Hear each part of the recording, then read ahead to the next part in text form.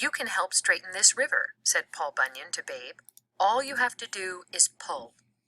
Paul Bunyan tied 2 ropes to Babe's harness and their other ends to the opposite side of the twisting river. Then he asked Babe to pull. Soon the river was as straight as a tree trunk.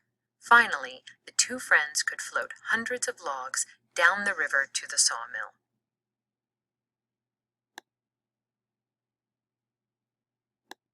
Paul Bunyan and Babe worked tirelessly. They floated log after log down the river. It was exhausting work, even for a giant lumberjack and his equally giant helper. After a day of hard work, Paul would wring out his clothes, and a great waterfall of perspiration would fall to the ground. One night, while resting under the stars, Paul Bunyan came up with an idea. "We need help," he explained to Babe. "We need loggers to come and work for us. They can share our heavy workload. I think it is time we started a logging camp." With that, Paul Bunyan made giant-sized signs advertising that he needed workers to help him in his logging camp. He hammered the signs into the ground for miles around. Soon hundreds of thousands of workers applied for the positions. Paul Bunyan knew the kind of people that he needed. They should be more than 10 feet tall and able to pop 6 buttons off their shirts with one breath. Amazingly, more than 1,000 workers met these requirements. Soon Paul Bunyan built a logging camp. The bunkhouses were a mile long. The dining tables were so enormous that it took 1 whole week to pass food from one end to the other. Paul Bunyan had another, far greater problem.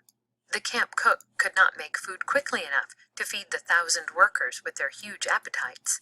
As always, Paul Bunyan had a solution. He built an ice rink-sized griddle for the cook, and he lit a forest fire to heat it. However, the camp cook was still not satisfied. "How will I grease this gigantic pan?" he cried. Once again, Paul Bunyan knew exactly what to do.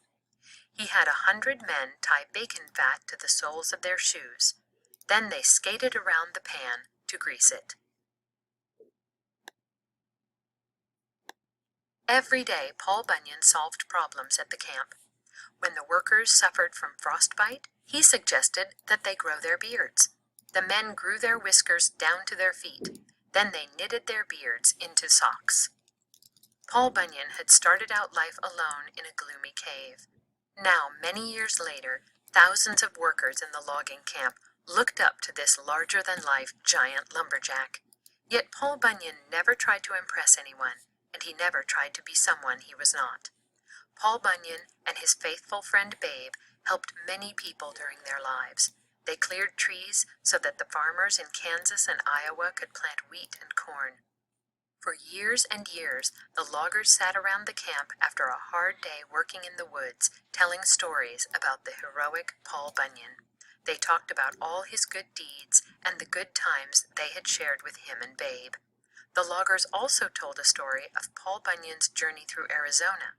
As he walked, he dragged his pickaxe behind him.